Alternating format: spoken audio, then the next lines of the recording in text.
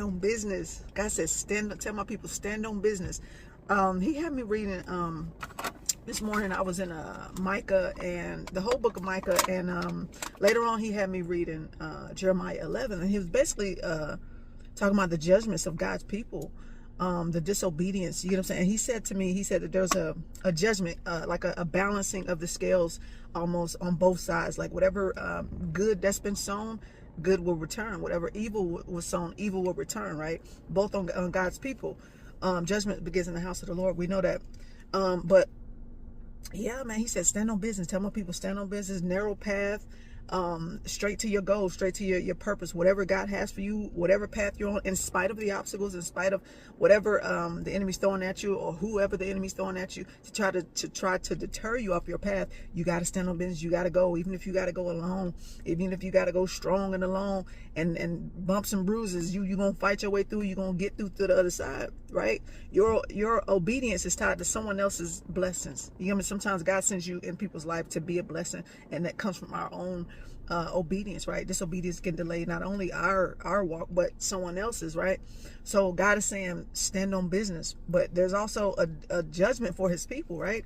He don't want nobody to perish, but he got to teach his people right from wrong. He's got to teach his people how to treat him, how to treat other people, right? So God is saying judgment on both sides, right? So make sure we're staying in alignment.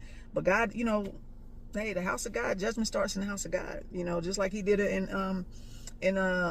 Micah. You know, he chastised those that he loves, right? Even his own people.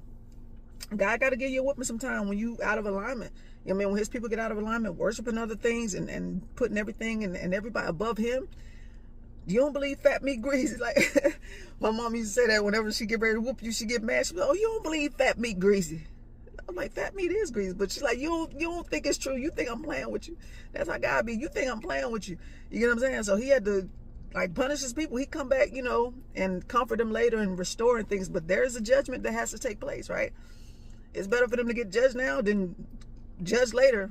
Like, you know what I mean? Final judge later. So, you know, whatever, just make sure you're sowing good. That's why you better stay ready. So you got to get ready. Stay in holiness, stay in obedience. You're going to mess up, you're going to fall, but continual evil is what he's judging. Continual sin, continuous whatever God is not pleased with, that in his body, he's judging that. He's judging that. He's judging the heart. He's judging everything accordingly. Everybody's going to get their portion in this season, right? There's great blessings coming for some, and then there's great judgment coming for some. Either way, you know, whatever man soweth. So God says, stand on business. Tells people stand on business. So I'm telling y'all,